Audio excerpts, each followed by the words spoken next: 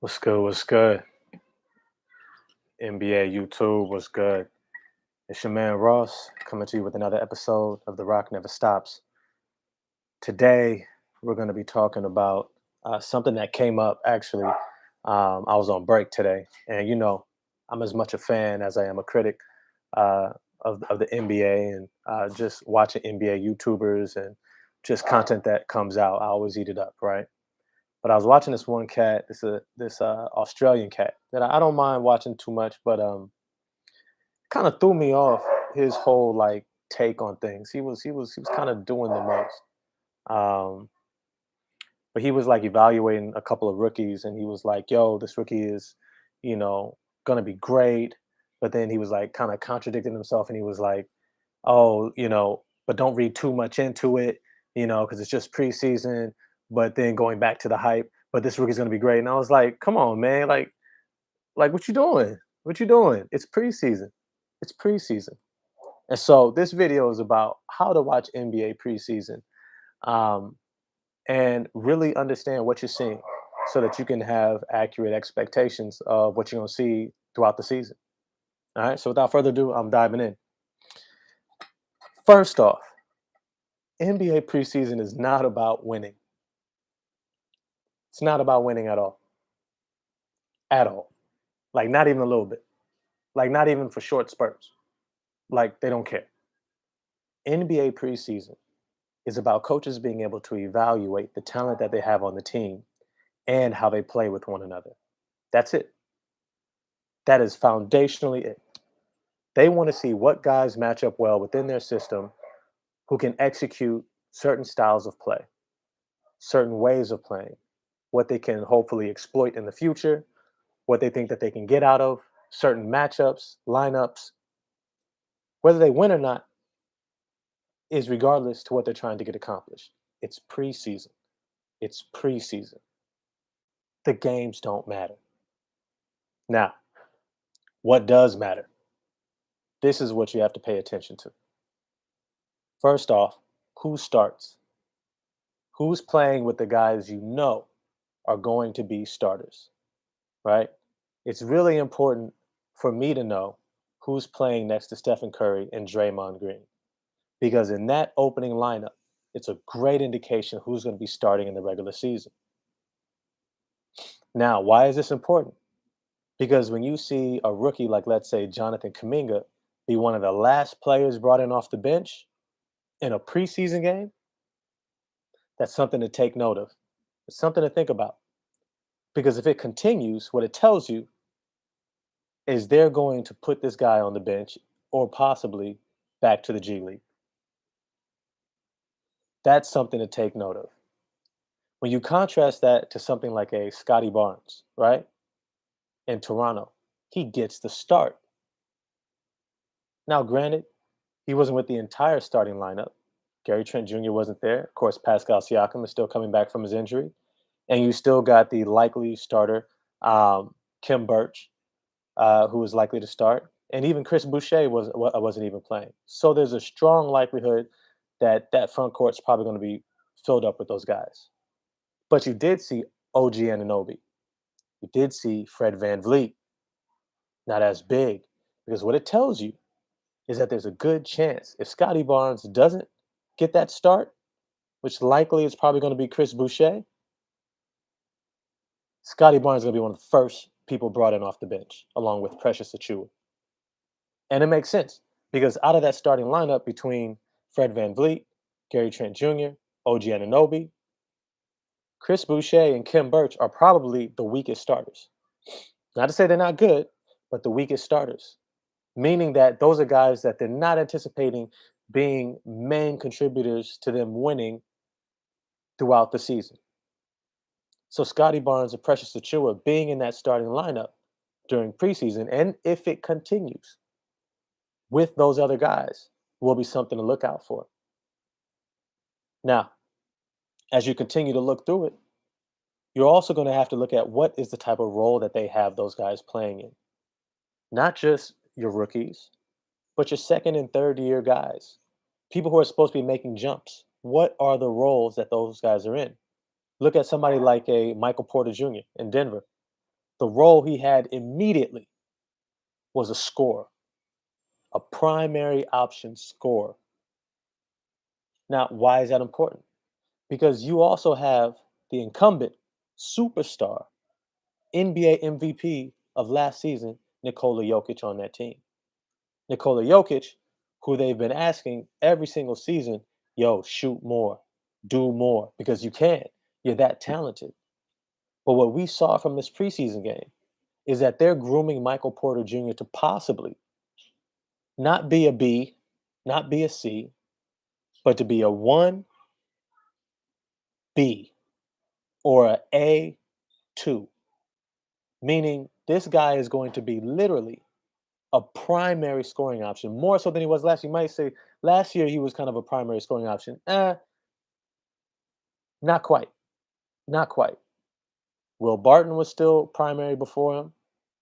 Not completely. By the end of the season, he had kind of surpassed Will Barton, but Will Barton was more versatile and he was a veteran who knew how to play within the system better. Michael Porter Jr. is still figuring that out last season. Then you also had Jamal Murray for most of the season last year, and Jamal Murray was a primary option.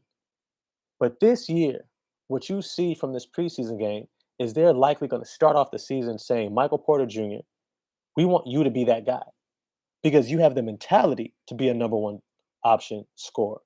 Nikola Jokic doesn't necessarily have the mentality. He's not trying to drop 50 on you every game. He just wants to win, which is amazing. You need those guys, especially as a superstar. That's the LeBron James gene. Hey, I just want to win. I want to get everybody the ball. I don't need to necessarily drop 50 for us to win every single night. I'm perfectly content getting about 20 some points, you know, 8, 9, 10 rebounds, 8, 9, 10 assists, and we win, right? But then there's other guys who are like, no, I want to drop 50 on your head every single night. And that's Michael Porter Jr. Now, what that also does for Nikola Jokic is it takes pressure off of him. He's a big man. He's a big man that's had a larger and larger and larger role as he's progressed in his early career.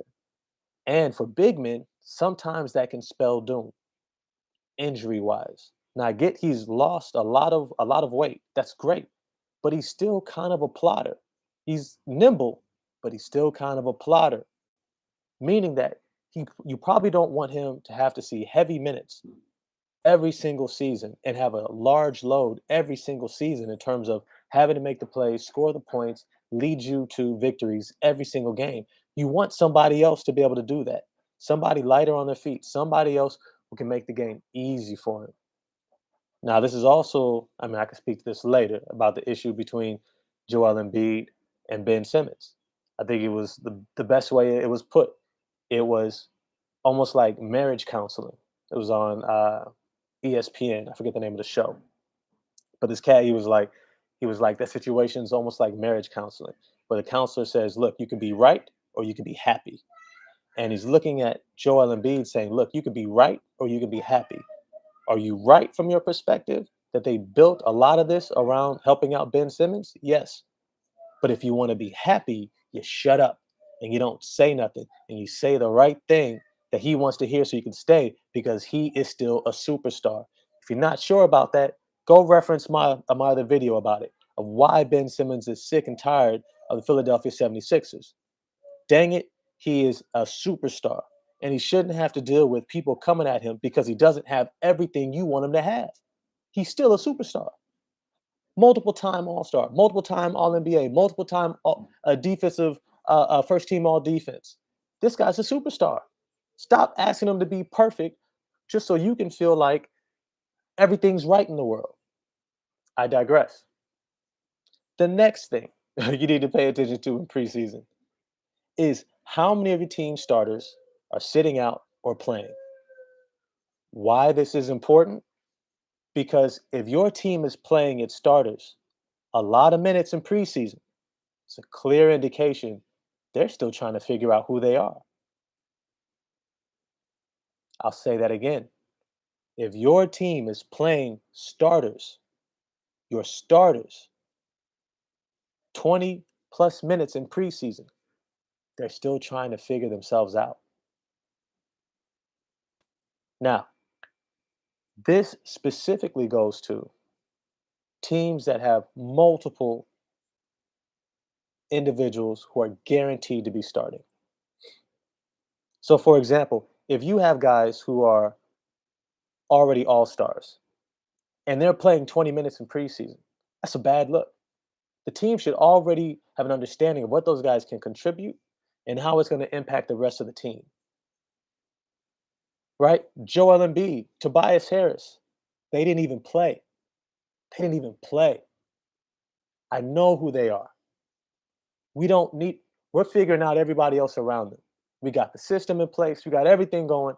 We're trying to figure out these last pieces, tinkering here and there, thinking about certain in game situations, particular lineups against certain teams. That's what we're playing with.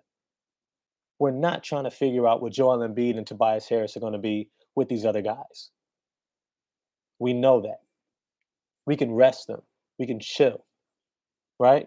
See a team like the San Antonio Spurs, their entire starting lineup was playing in preseason. That's not a good look. They're still trying to figure themselves out. Another thing, and I would say this is probably the last thing to look at, is when you're watching preseason, you want to take a look at not just how your starters are being used, but the new players who are brought in, how they're playing next to them. For example, if you got somebody who comes in and he just got brought into that team and he's supposed to be a big time contributor, I'll take the Chicago Bulls. DeMar DeRozan. What kind of role is he going to have next to Zach LaVine and Lonzo Ball? He was a primary playmaker in San Antonio, thrived at it. But who's supposed to be the playmaker? Lonzo. They brought him in to be Zoe, not the person in New Orleans, but the person from the Lakers and UCLA. They want him to be the guy who's throwing lobs, the guy who's making the game easy for everybody. How is he going to be used? Right? You want to see what they're doing with Nikola Vucevic, who's had a team built around him for over the past 4 or 5 seasons when he was in Orlando, taking them to the playoffs. Versus Zach LaVine, who's been the main guy in Chicago for the past, what, 3, 4, 5 years, has not been able to reach the playoffs. Wasn't all his fault, but he wasn't. Who's going to be the focus? Who's going to be the focus? Right? Does one of them end up coming in off the bench? That could be interesting. Somebody we thought was going to be the starter all of a sudden comes in off the bench. Right? It tells you a lot about how the coach sees how to construct the lineups in order to try to win. This is what you should be looking for, not if they win the game. If they're competing, you want to see how they compete for segments while the main guys are in the game or while certain players are in the game. But like when it came to the Golden State Warriors playing Moses Moody, Jonathan Kuminga at the very end, it tells you, those were fluff minutes. Those are like, look, get your run, get used to playing, get yourself comfortable. Now I just want to see that you can do what we thought you can do throughout training camp. But we've already figured out our season stuff. This is just kind of extra. It's a different component of the game, still important, but not necessarily an indicator of what we're going to be doing throughout the regular season, right? Nothing Jonathan Kuminga or Moses Moody did in preseason was going to necessarily impact Steve Kerr's mindset to say, oh, I'm going to have to make sure I have these guys in the rotation. No, he's already figured out who he's choosing.